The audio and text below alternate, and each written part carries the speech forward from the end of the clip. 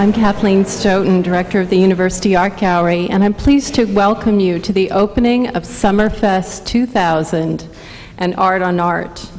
The University Art Gallery is pleased to continue its collaboration with Summerfest with the Visual Artist in Residence program, the first of its kind in the nation. This residency is made possible through the generous support of Audrey Geisel, Maurice and Charmaine Kaplan, and Ben and Sherry Keltz. We are honored this year to have two visual artists in residence, Italo Scanga and Dale Chihuly. Please join me in welcoming them now.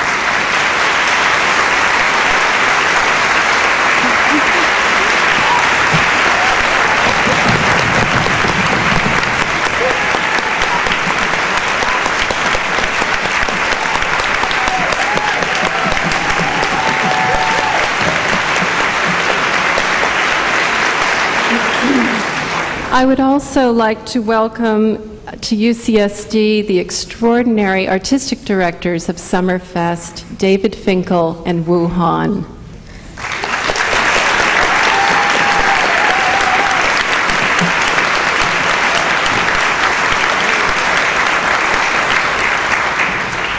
Welcome, everybody. This is quite a special and unusual evening. Backstage among the musician and the artist, I think we have a few hundred years of experience, and we were talking about none of us have ever had this kind of encounter in our life, and we're incredibly excited about this element of unpredictable in tonight's evening. And that's the, we don't know what's going to happen, but I think that's the part. I know there will be sparks on stage, and that's what we're looking for. I'm going to let David introduce our composer in residence for this week. I think that one of the most exciting parts of Summerfest for me, and it's a component of Summerfest that I'm happy to say is growing steadily season after season, is our Composers in Residence program. This year we have 3 composers in residence, and we're having 2 visual artists now. I think that the roster is just growing. If I could have 25 composers in residence, I think we'd like it even more. There could never be too many, but it's safe to say that there are not too many Joan Towers in the world. She is a unique personality, a musical genius who is respected and loved by musicians all over the world, especially Summerfest musicians, so many of whom requested and in some cases practically begged us to play her works this summer at the festival. And that's why she's here, because the musicians want to play her music. And so what we would like to do now is to bring Joan out on stage, and she will introduce each of her pieces and also the musicians performing them. Joan?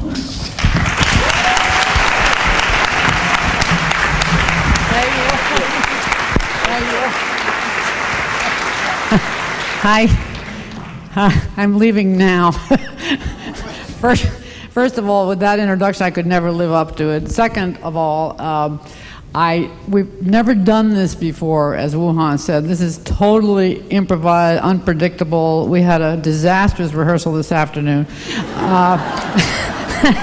But we learned a lot from that, and I'm still learning. So forgive me if I make any mistakes with names. I'm sorry, what are your names? I'm sorry. No, this is really exciting. I mean, to have your work painted too by these 2 great people who are wild and crazy is just a phenomenal experience for me, and I'm so honored not only to have them be doing this, but also to have these particular players, some of whom I have worked with a lot and who I adore. These are some of the best players in the world, and they're just so great to work with. So I hope you enjoy this interaction. It's going to be very interesting. The first piece is a piece I wrote for solo viola, and it's called Wild Purple. I have to direct these words to them because they're like sponges, you know. The word wild is clear. You don't associate the viola as being wild, so I decided to try to make it wild. So it starts out very slowly, but it gets more and more energetic, and it starts going through some incredible hoops, as the violist has pointed out to me, for the instrument. It's not an easy piece to play. And it's purple because, and boy, did they take off on that word this afternoon. I mean, I didn't like the first purple they picked, but they changed it for me. It's purple because I think of the viola as having this wonderful purple color. It's just a very deep and rich sound. So would you please welcome Cynthia Phelps for Wild Purple.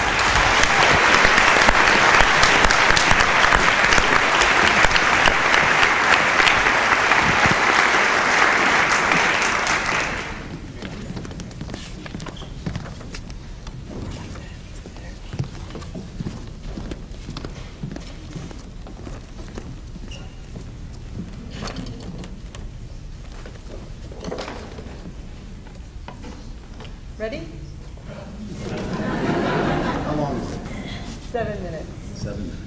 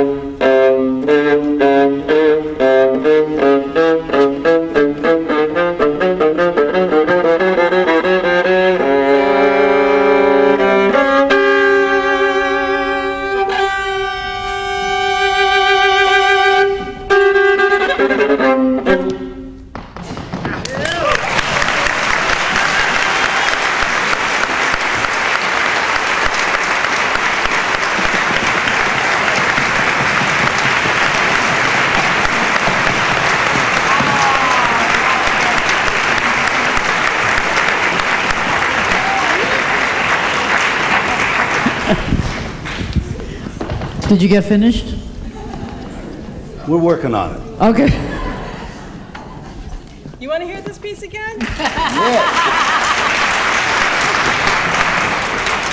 Okay.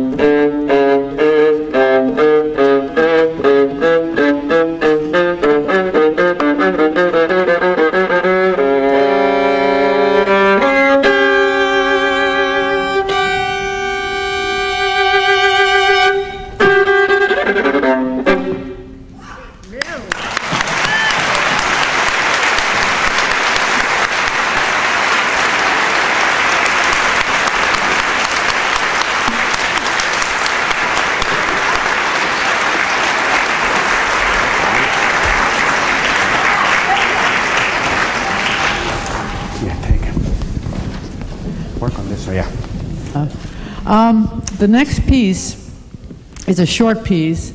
It's for flute, and it was written for Carol Winsens, who asked many composers about, I forget, 10 for the Valentine? 10? Was it, how many composers was it? 10. 10. I hit it right. She had a concert in New York on Valentine's Day, and she called me up, you know, at the last minute. She said, "Could you just write me a little something?" I said, "Carol, I'm very slow, very slow. I write 2 minutes a month." And she said, "Just a little something." So I said, "Well, it's going to be really short." So this is the shortest piece I ever wrote, and it's 1.5 minutes long. We're going to play it at least twice, because they missed it the first time. Start the next piece. You ready? Yeah. Okay. Please welcome Carol Winsens.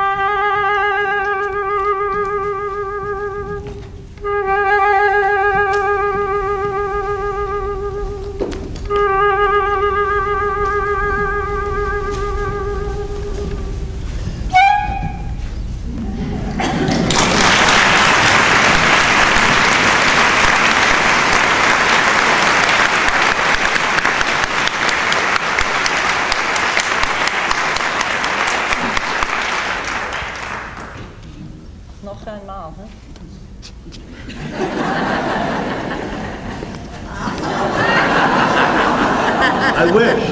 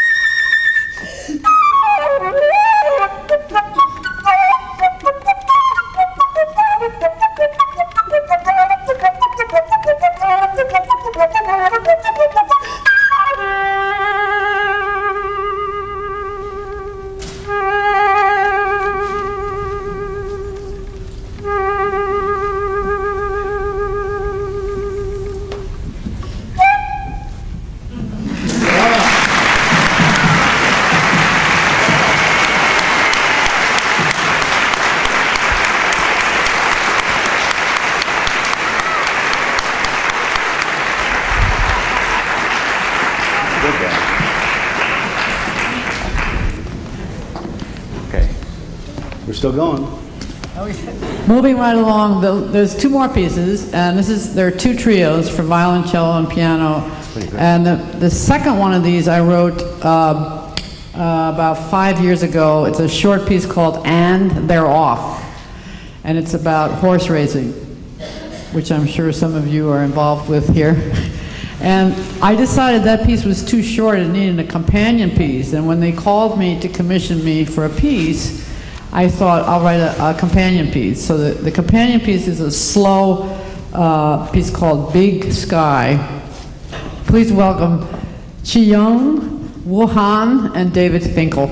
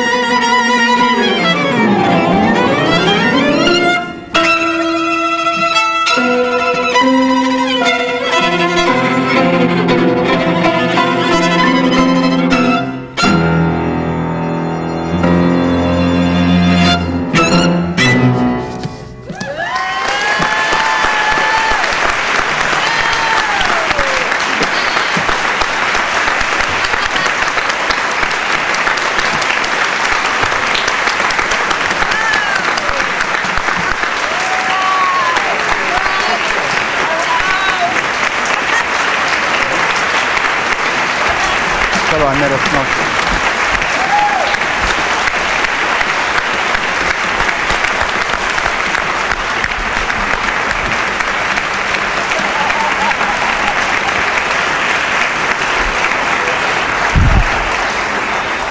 I made a snowstorm for you. See the snow? It's so hot here, so I thought that would cool off a bit. See the snow? Beautiful. Didn't work for me. It's still hot. This is good too, Dale. That's a forest here. We should It was great. It was fantastic. Oh, I like it. I think what we'd like to do now is bring Make sure our you sign this one. full cast of musicians back onto the stage, because we actually have a few questions for the artists, and I think the artists have some questions for us. Sign it. I'll sign it.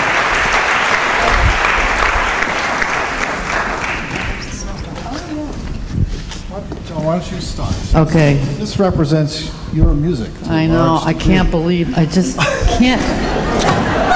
I couldn't watch because I was back there, so I couldn't see what was going on. Was it interesting? Yeah.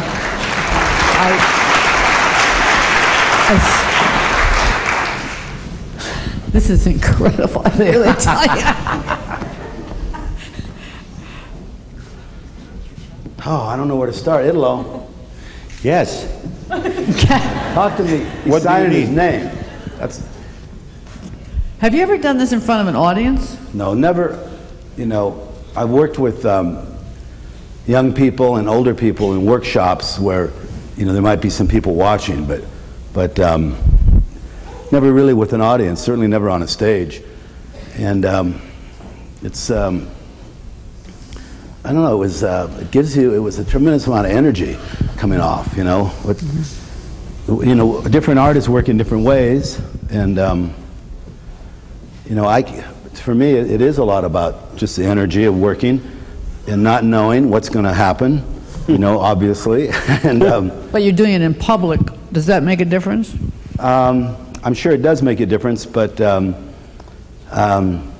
doesn't make it better or worse. You know, I mean, you know, I couldn't say whether it made the drawings better or worse. It made them very unique, that's for sure. And it would certainly be something I would want to do again.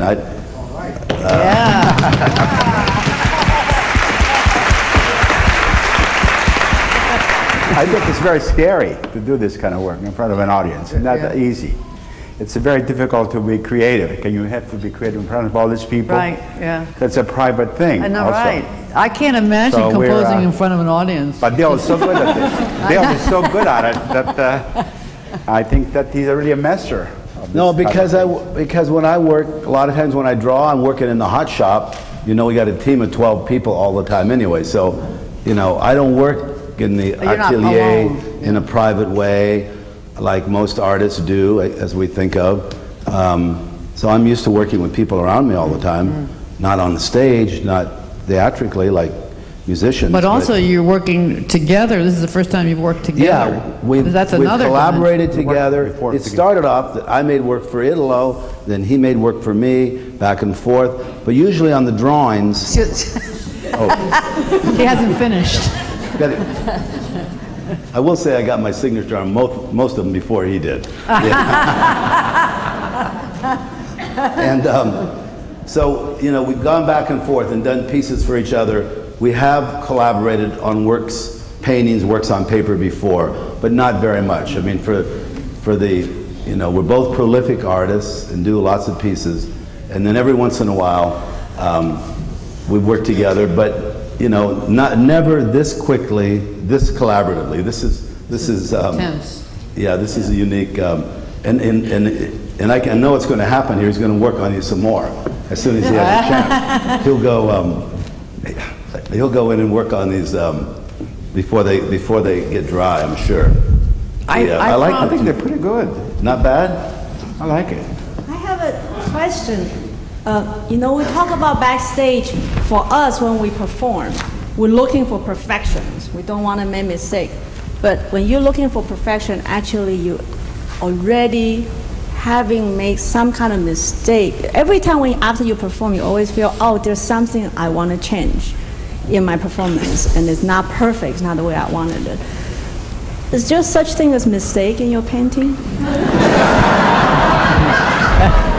That's a good, very good question. In Italo, we may not agree on this, but she wants to know, is there such a thing as a mistake when you make an art? Okay. I told earlier today that art is full of mistakes. Full of mistakes. If you look at Giotto's painting, 13th century painting, they're totally wrong. Even if you look at Caravaggio's hand, you know, he made a lot of mistakes. He's a great artist. Yeah. But it's part of the reality. I mean, actually, accidents and mistakes is part of your creativity. So you gotta accept them and use them sometimes. Yeah. Yeah. So, speaking of mistakes, because we don't know. Can we talk? No. I want to know, you know, I can't even think about mistakes because I don't even think when I'm doing it, mostly. You know, and when I work with young people, you know, from the age of age 1 even up, you know, they're not thinking about mistakes, needless to say, and they make really, you know, they really make some beautiful pieces. But I would love to see which pieces, if you have a choice, which ones you like the best. Wow. How many? Well, before we do that, I promised them they could ask some questions. Could I get those questions first? Absolutely, yeah. Anything you want. Okay, we got one here. I want to know, the question is, she wants to know what's going to happen with the paintings. I want to know too. That would be a tough first question, wouldn't it? We hadn't talked about what's going to happen with the painting, so I don't know if I can answer that. It's probably something that should have been discussed, but we didn't. So those that want to know, stay tuned. What's the next question? While the artists are working, are they inspired by the music, or are they doing their own thing? Good question. While the artists are working, are they inspired by the music, or are they doing their own thing? No, I mean, of course you're inspired by the music. I mean, whenever, you know, mostly, you know, when I work with glassblowing, I work, you know, we work in the shops for 8 hours a day. We have music on all the time, big, you know, $50,000 sound system.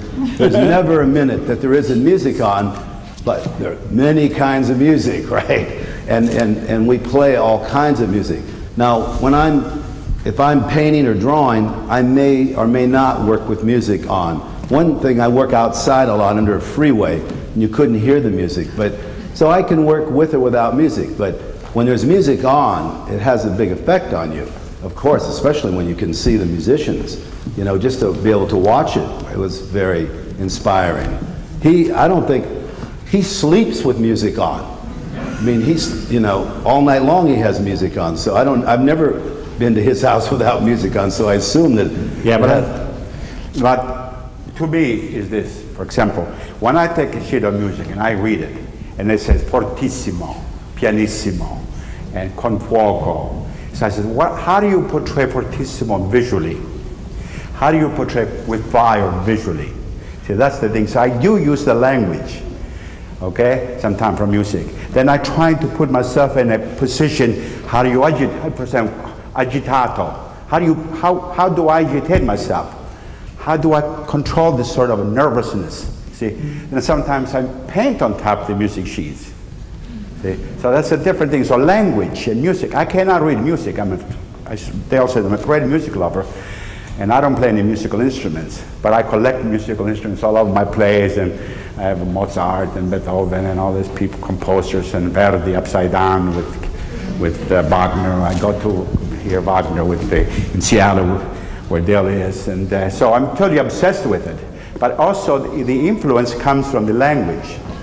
So I come over, I read the sheet of music before they play it. I want to look at the sheet, at the plate. So I said, maybe that can give me some kind of inspiration, the language. That's what I do, and I use that very much so. See, we have to have a reference point where to go to sometimes. See? Me less, you know, because I often don't know what I'm going to do or what I'm you know, but it has it all influences you. How could you be up here with that going on without having a tremendous influence on you? Yeah. I can't tell you what it is. When I get interviewed by reporters, one of the pat questions is, what influences your work? They all ask you that. I always tell them, I don't know.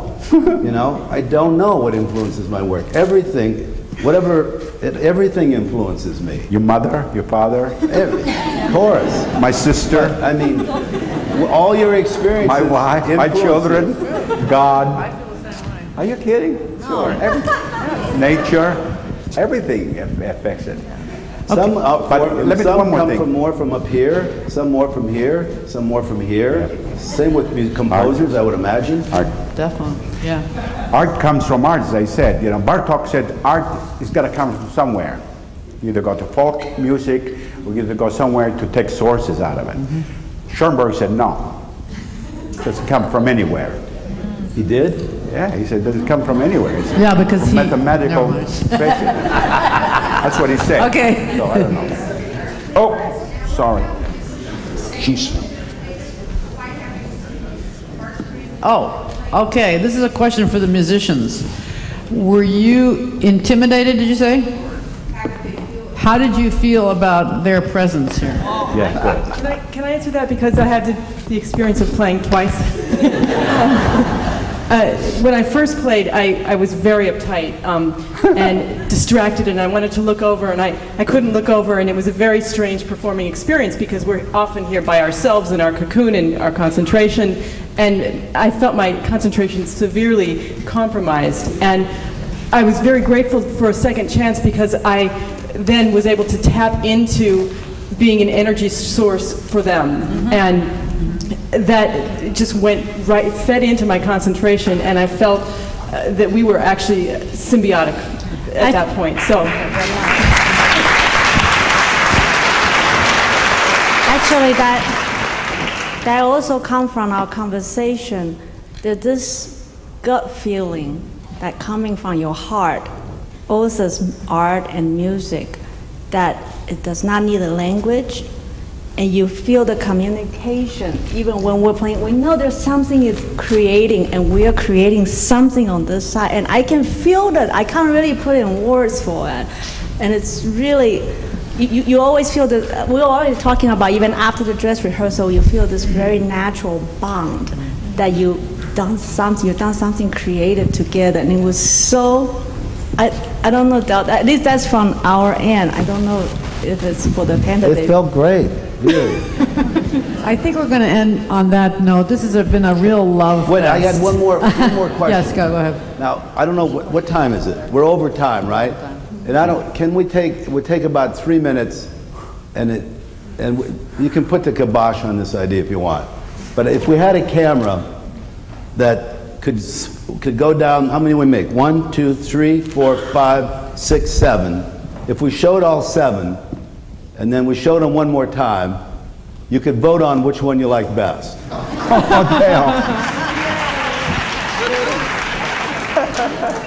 Is that a bad idea? No, it's great. No, Great. You want to vote or you want to let it go? You want to go to...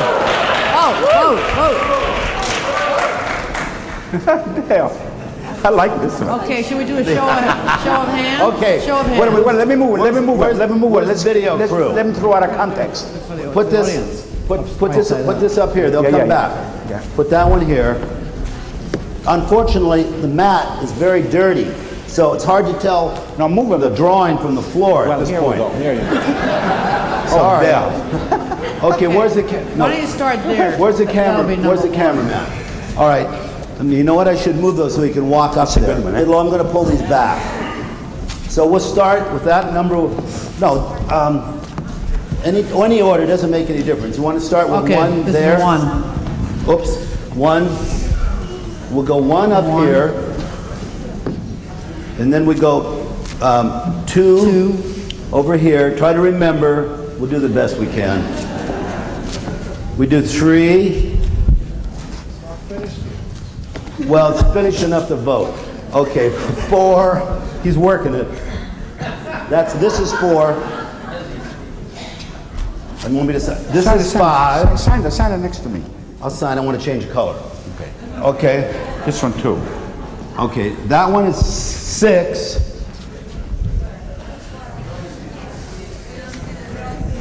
It's 2 greens and 7. We go through them one more time. It may be hard. And this could be a. If we won't vote if you really can't see them. Are you seeing them okay? Okay, one more time through. Starting with 1, 2. Wrong one? What? Okay, here. That's 2. Okay, you almost have to have, you have to take notes here. You only have to remember 1, remember. 3, 4, 5, whoops, 6, 7. Why don't you write the numbers down? I could have wrote the numbers down, but I didn't think of it. Would have been a great idea. Can you remember? You think you know your favorite one? Yes. Okay. Okay. There we go. All those in favor of 1. Raise I think hand. we'll better do it with raised hands because it's a little easier. 1. Nice. It's going to be 2. hard to see it.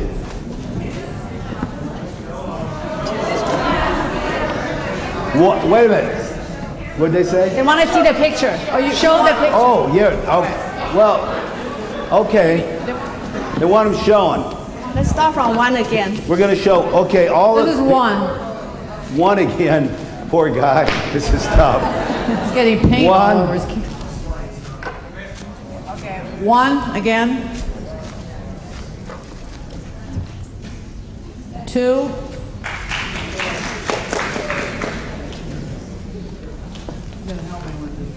3.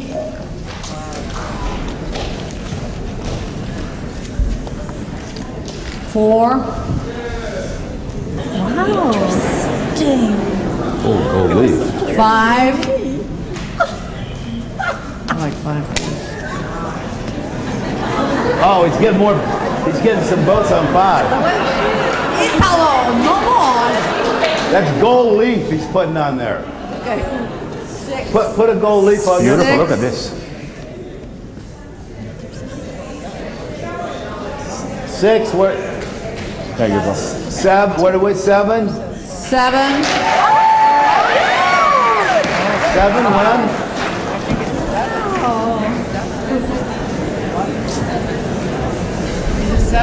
Beautiful. You put some more gold. It's 7. Yeah.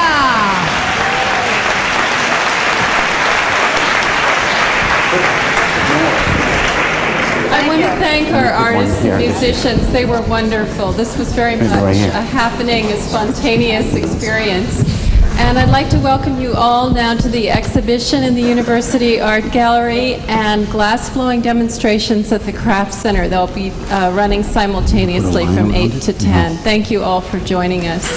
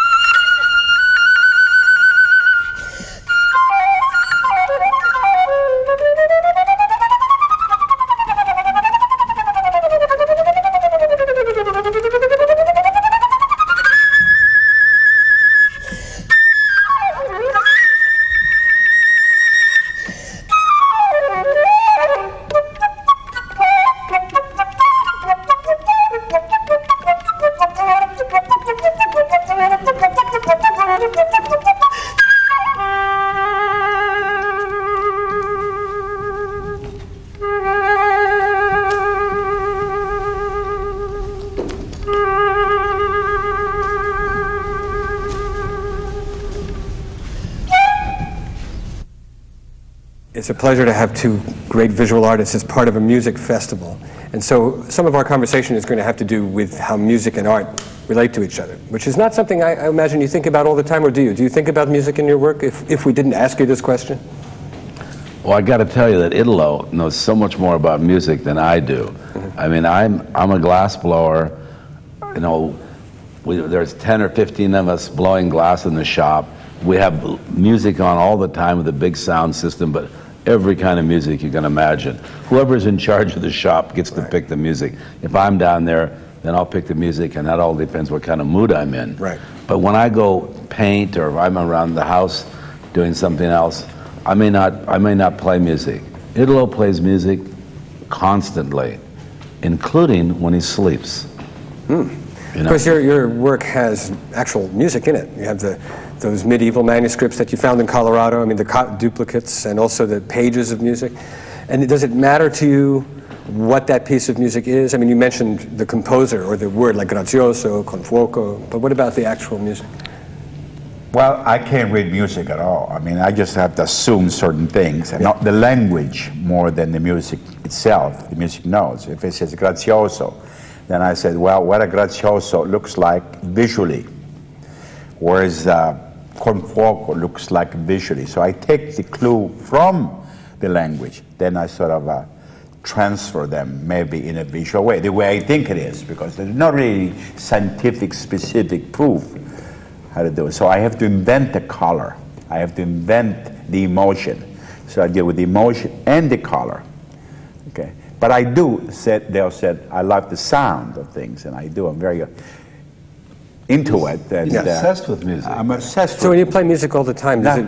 I don't play any musical instruments. No, I mean, when you're painting, you play music all the time to listen to? Or? No, yeah, I like to, whatever I like it, you know, but not always. And so it's not part of the process for you? No, not at all, not at all. No, I don't want to make it it therapy. No. I don't want to make music His therapy. idea was a good time is to go 3 hours to Tower's record to buy CDs, to buy about 50. What about the opera with you down at, he listened to Wagner from 11 o'clock in the morning? I don't understand Wagner. Well, now, Italo, you have Wagner upside down under Verdi in your little piece there. So, and yet you go to Wagner operas. I thought you were making fun of Wagner. I'm fanatic about it. He loves Wagner. But you like Verdi more. Oh, no, I don't like Verdi more. I like it equal. Really? Oh, yes, I do. So in this little piece, the sculptural piece. I just did it to be funny. It's Okay. not to put it. I'm not ironic.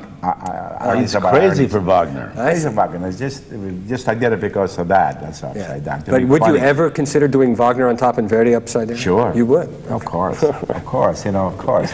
But He wouldn't think about it. He'd just do it. Just do it. You just right, come right. out So of it. it's not. There's no conscious decision in that. It's an immediate. It just looks better that way to you. Looks better that way, exactly. Of course. And I think sometimes it's funny. So. But there, when he wasn't a Fulbright in Italy, he went to Venice, and he went to La Fenice to hear music. This is before it burned down? Or? Yeah, about 30 years before. Right. Good timing. He went there. Now, so he has a tremendous amount of rhythm. He's a great dancer. So he really Fenice, you know what about the Fenice? It was too hot. Because I couldn't afford to be. I had to be up on the 6th tier, and it was, I'd get so hot up there, so I couldn't take the heat. Yeah. But it was a beautiful. I love that theater. They're restoring it finally. I don't know when it's going to open. Yeah. Well, my biggest relationship with music, Italo, in terms of art, was when I did the opera.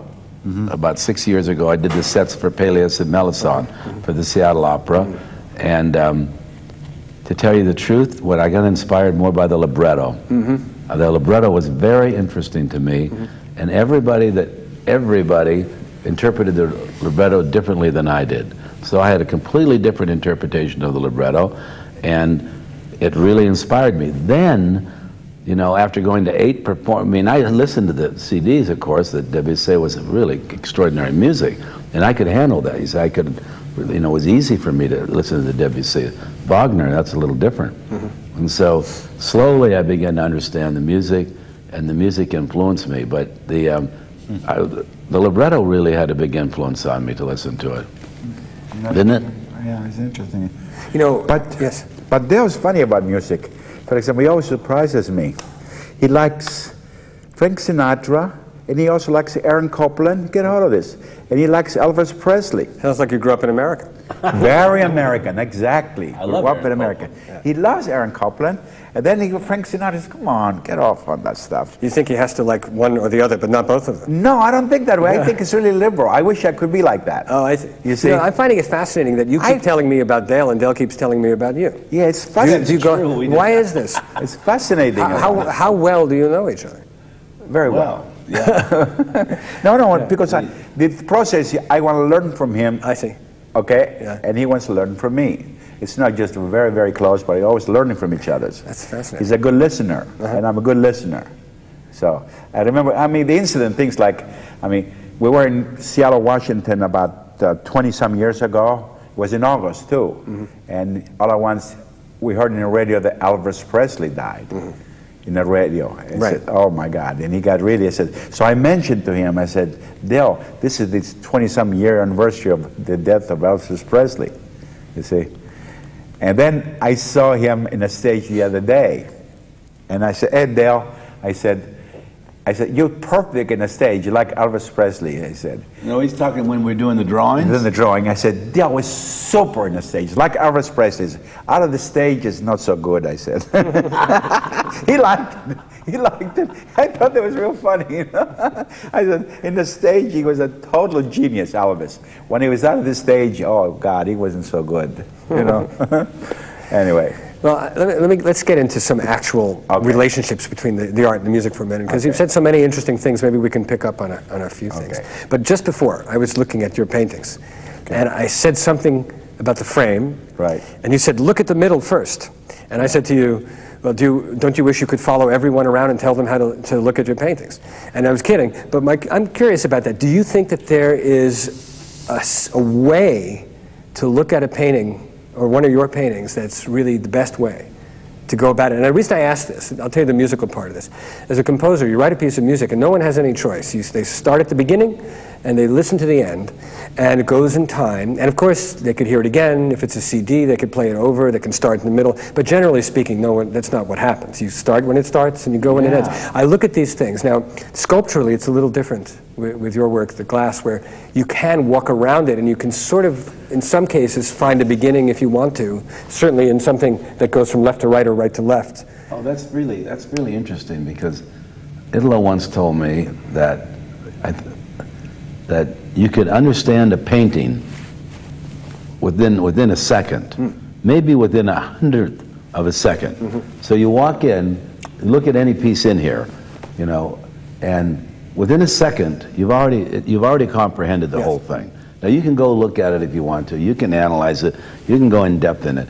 But probably, you know, if you saw a great painting, a great piece of sculpture, a great building, a great piece of architecture, whatever it is, boom, it's over with. And that's the feeling that it might remain with you. But isn't that interesting with music that yeah, I mean, there's so many interesting, you know, correlations and differences between the two. I don't think it's been written about very much. Not too much, not too much. And I'm always fascinated by that feeling, not only of time passing, because when you say a fraction of a second, you take it in. You actually said understand it, which may be even more complicated. But you get an impression that's profound right away. And you might even, it's not a matter of whether I like it or not, nothing so stupid as that. But what is it? It comes at you in so better said, much better. Maybe it's something from here, wherever it comes from. It's happening right away, and it's always interesting. If somebody's trying to pick out a piece of artwork, you know, and they're trying to pick out, let's say, those 4 paintings on the wall, which one do they want? You know, my suggestion always is, you know, pick out quickly the one that speaks to you in some way. You know, then they can walk around for an hour and think about it. Well, when I saw the series that Italo did of the composers here and of David and Wuhan, my first reaction is they should stay together, because it's a very interesting set to look at together. But to get back to this difference between time passing in music and what happens when you look at a painting, let's say, and then the sculpture is a little different. Do you feel that after that split second there's a path that might be interesting to take, or is it? Well, you have to look at the object as a total thing, okay? Then perhaps if you're really interested, you can get into it. If you're not, you bypass it. So you have the freedom just go look at it. So if it's something you're taken by, then you may perhaps go back and you analyze it, how the artist signed his name, what year, then the color, whatever. And then you go analyze that. Otherwise, just bypass it, move on to something else. You can't pick up just a part, okay? And besides, the frame is not a frame. The frame is a part of the whole object. Sure. Okay, there's no separate entity between my frame and the image inside, you see? So it can be derogatory. When you go to an artist and say, oh, I like the frame, that means derogatory. Well, I think you're being a little oversensitive because your frames are very stunning. Yeah, so well, not usually it's just like you say somebody music, oh, I like this, but I like the title. I mean, you see what I'm talking about? Yeah, I suppose, except that I actually found the frames quite stunning. I'm going to defend my comment because I found the frames are quite beautiful and I think clearly a part of a concept right away, which is worth commenting on. Now, although I understand what you're talking about. But that's why when I said I was drawn to that frame right away and I wanted to know how it did it, how you made it, then you started to say, let's look here, and we went through each little panel as if going around it and looking at each panel was a kind of journey. And then I think that when you stand back and you've done that, you do see the painting differently. I mean, it's deeper. Oh, yeah. It's deeper. Of course. Yeah. You know, it'd be like, you know, but how much can you tell about, how much can you tell about music from something in the beginning? How much can you tell about a movie, which in the beginning? I mean, I think film is one of the, you know, the great art forms of the 20th century. And, you know, sometimes it takes a while to get into it, sometimes it doesn't. Sometimes you know right away that this is going to be a masterful piece. And what about in music in terms of, I mean, because I don't know much about music, you know, the great composers, that maybe you can tell me about, you know, Bach or Beethoven or Vivaldi or whoever it is. How much do you know when it starts that you're about to hear, you know, a great piece? Is it, or does it have to really open up? Well, I think you can react at the beginning, like with a movie, like you were saying, you can react only to what you've just heard, and you can have a sense, as you said, that this can be great. You could also immediately have a sense that this, like with the painting, that this is not going to unfold in a certain way. You could be wrong because it could be full of changes. Wrong. Absolutely. Yeah. So, I mean, the element of time that it takes to hear a piece cannot be taken away from it. I mean, you need to hear.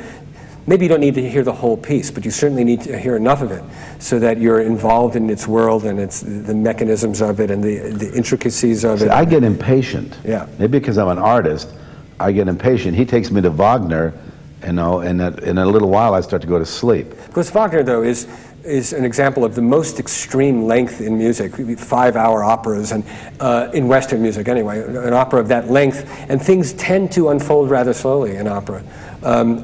Judging your own sense of impatience by Wagner is pretty tricky because that takes the most patience of practically anyone. Unless, of course, like some people, Wagner immediately grabs you and takes you away and transports you immediately.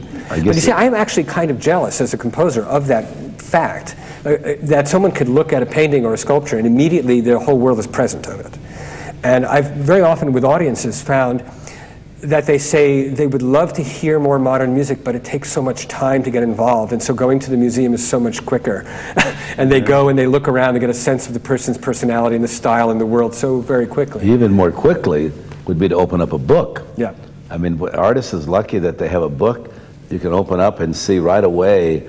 You can see the whole artist's life. Right, the whole thing. You know, and you could really, in 5 minutes, you could really, you know, see what Leonardo did, couldn't you? I mean, you wouldn't understand it in depth, but you could.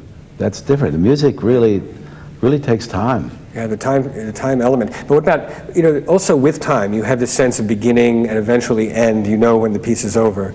And I'm always curious, when you talk about a frame, for example, is the frame in any way an ending of what's happening in the painting? You think it is? So maybe that's why it bothered you that I looked at it first. Because it's not a beginning. Talking about music again, yeah. It takes work to listen to music. Yeah. I can only listen to Morton Feldman at 4 o'clock in the morning. I get up at 4 o'clock in the morning. No, it has to be total silence, so I can concentrate and hear his work. That's a good time to listen to Morton Feldman. Isn't that interesting? Exactly right. It's the only time I can listen to Morton Feldman. And I'm crazy about his work. See, there'd be more Morton Feldman fans if people could get up at 4 o'clock in the morning. 4 o'clock in the morning, and then there's total silence. Nope. Then I sit there and say, go ahead, Morton, play. And I put the CDs on. That's great. And isn't that interesting? We're both early risers. So see, I'm lucky. How early? 4? 4 is yeah, not uncommon. We both have that, you know. And it's, see, that's where we would be completely different than performers, people that work in the theater, because you work at night, and then you have to, I suppose, come down from that experience. Right. And so your life is nocturnal, and ours, you know, by nighttime, we're ready to go to bed. Right. Now, I mean, there are a lot of visual artists that don't function like that, but there were a lot that did, actually. There's something about, you know, sunrise, the light for an artist is very important. Sunset's beautiful too, but sunrise is completely different. You know, you know, I work with a team of people, you know, glass blowers, people that do all kinds. I'm very lucky to have a great team. I got to make sure that I'm ready to know what they're going to do. So we're on a completely different, and I'm jealous of that, of being able to. That's one of the reasons that I get tired if I go to performances at night, because I'm already kind of spent. You know, but not him. Him, he could go to music. No, I'm a day. I don't very like to break it. I like to go during the day. I like to listen to music like early in the morning. You know, and then you hear this musicologist. I mean, those people, music education. They don't like the human voice in the morning. Oh, I know what you're talking about. You're talking about those are the people who are at the moment. They're actually not musicologists. These are marketers who are controlling the radio broadcasts. That's the one from radio. Yes, and they think you shouldn't hear of the human voice in the morning. That should. What does that mean? This has to do with, it's an American phenomenon that's very pathetic, of taking polls and then discussing what should be heard on the radio at what time to get the most people to listen to your station. I know, it's very strange. That's like crazy. The bird chirps from WGBH out of Boston, where it starts off in the morning. Yes. And it takes about 10 or 15 minutes, and then they start some, like, you know, Mozart or something. Yeah, they haven't worked out how to choreograph your day for you. Yes. No. then 9 o'clock they start playing waltz. They think also agitate you, and you get excited, ready to move. Oh, that makes me angry. Oh, it's pathetic. You know, when you mentioned working with your team, it's very interesting to hear about a visual artist with a team. Yeah. Of course, in the Renaissance that was more common, but you know, composer, even when a composer works alone, we have later the musicians. And we have always have a team. Always, even if it's after the fact. Even if you write all by yourself, eventually you meet with them and rehearse, and you have that process, which is very social. So music is very social. And so the way I work, I like that correlation. I'm gonna watch this video when we get done, so I can begin to make these connections, because I like the connections that there are, and one is the team. You're absolutely right about the Renaissance. You know, Michelangelo had 200 employees. You know, Rubens probably had 50 or 100. And any of them that were popular had an atelier of many people, because the patrons wanted the work, which was often the church.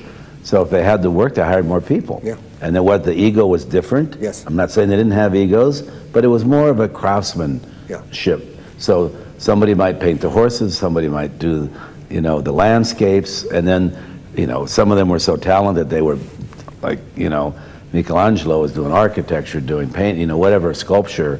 So they had the team of people around them, and so it wasn't this solitary way of our thinking of an artist working alone, which really came more really late 19th century. Yeah, I mean, I think, you know, a composer is always asked, if you're being interviewed, do you think of the audience? Do you write for the musicians? But it seems like painters don't confront that in the same way. What do you say? Do you think of the audience? Do you think? I actually think first of the musicians I'm writing for. That's the team you're going to work for, because they're the ones who will be engaged with it first, and whose reactions matter, in a sense, the most. Yeah. And even when different players play it, they will be the same instruments or the same kind of group. And you're really writing in a long-term sense for those people.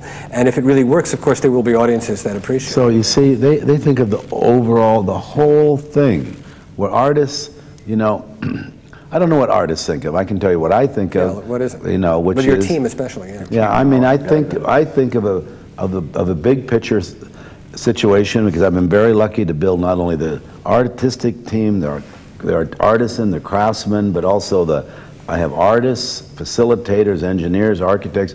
So I think in terms of big exhibitions. And so, you know, that doesn't, what motivates the work, you know, I mean, I have an idea of a chandelier, or, you know, Chihuly over Venice or some wall piece, but it's always in there. In other words, however, when you say it doesn't motivate the work, of course not. At the same time as when a composer, let's say, is writing for a particular player, that actually can, now do you ever work with a particular glassblower who does something that makes you want to do something you might not have done? Yes and no. There's some truth in that. You're absolutely right. I have about 10 great glassblowers, many of whom are artists in their own right, they have their own career, and I know their abilities, their talents, and I can, you know, if I'm thinking, usually I might think of the idea first, but then I said, is there anybody that can make it? You know, forget about it if they can't make it. I mean, I quit blowing glass about 20 years ago. Oh, really? Almost everybody all the really good glass blowers that work for me are better glass blowers than I am. So you're like a choreographer with a stable of dancers then? Yeah, like a conductor. And a little well, bit, except, I mean, he's sort of creating, and the conductor is interpreting. Yeah, I think it might... creates the thing, you know, visually. I mean, he makes the score. Okay? Right. And maybe it's a mix. And then he makes the score, then they perform the score, I think, more like that. Sometimes I describe myself as a film director, you know, and then of course there's film directors that produce it, write it, and direct it, like Billy Bob Thornton did Sling Blade or whatever. And there's also the kind of film director like Hitchcock who knew every moment. And is it possible in glassblowing to know every moment and predict everything? No. Not at all. We talked about that actually with the musicians last night about, you know, the importance or what is an accident when you're working. Accidents, you know, to me are just part of everything. Right. You know, an accident to a musician is different, right? To a performing musician, I think it's different. To a composer, it may be more similar, that almost an idea suggested by the unexpected is a kind of an There you go, exactly. Now, what about you don't work in a team at all, you work by yourself? No, I have people helping me. I work with a welder, of course. Oh, really? Yes. Of course, I work with people helping me. Right. But when you do it alone, but he has help. I have help. Nobody, I can never be able to do all this work alone. Like, I didn't do the frames. I had somebody construct the frames. Right. And maybe even paint the frames gold and the crackle. But it's a different thing. I don't have this thing like Dale. I mean, this, what do you call it? This a collaborative the collaborative thing. They're doing what it's very difficult what he does. I could never, it takes certain mentality to do this. It's just unbelievable way of respect. Organizer. So, I mean, there's something creative, spectacular about it. I don't know what it is about it. Because I could never remember all this. So he remembers all this stuff. I don't know how they do it. When we talk about the Renaissance and a school like you described, which can be comparable to the glass, it seems like there's much less opportunity in the visual arts for that to exist now, because you don't have, and correct me if you don't agree with this, you don't have an accepted point of view that's a school that's big enough for lots of painters to come work together and to create work for somebody. Is that right? Usually the ateliers of the Renaissance were headed by one person. So if you were in Rubens' studio, you would be doing just what Rubens wanted. But wouldn't that be something you expected to learn to do and then go on and paint in that way? Yeah. Maybe for those that were talented, yes. And also, if Rubens or whoever was skillful and they could bring in a great painter that could do animals. You know, maybe this great painter that could do animals didn't have the ability to sell their paintings on their own for whatever reason. So they came and worked for Rubens, developed their skills, went out on their own. That's what happens to me all the time. I've got great glassblowers that have wonderful careers that don't work for me any longer.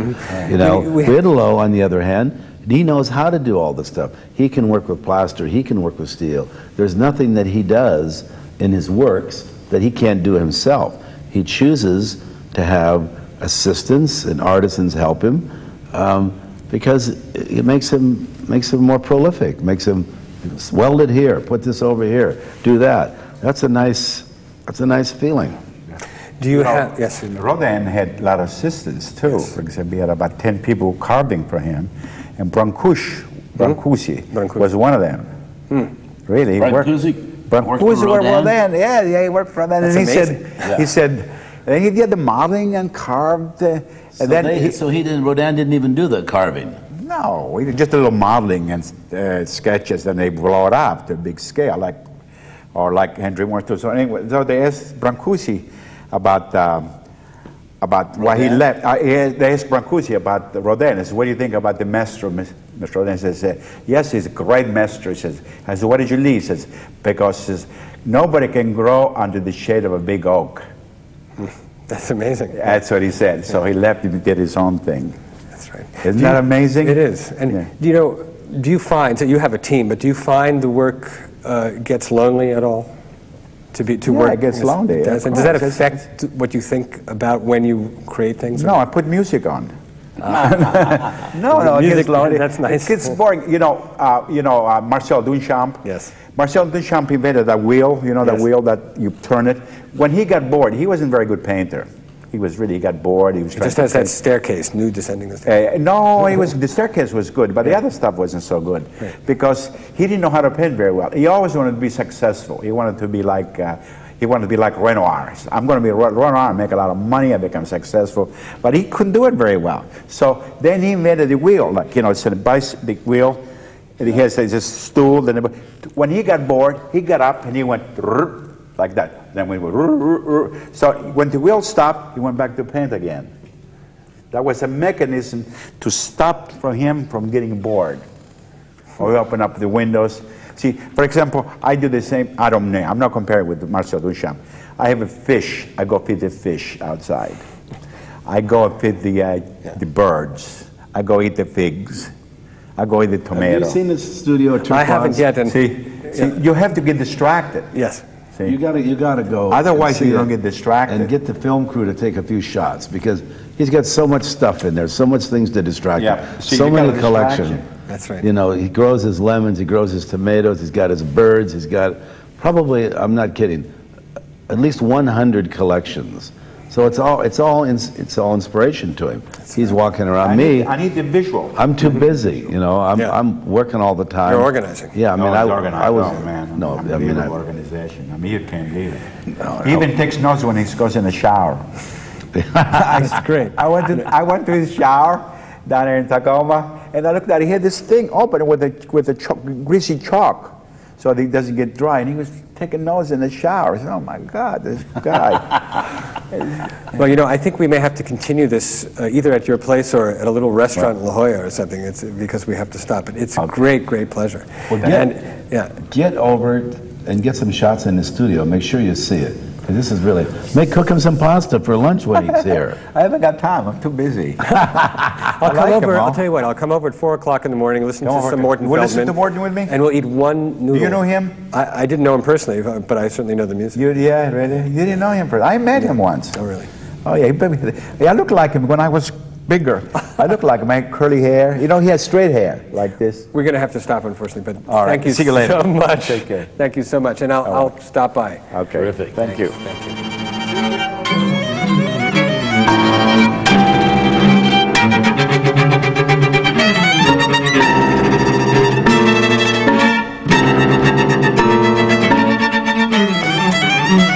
Thank you.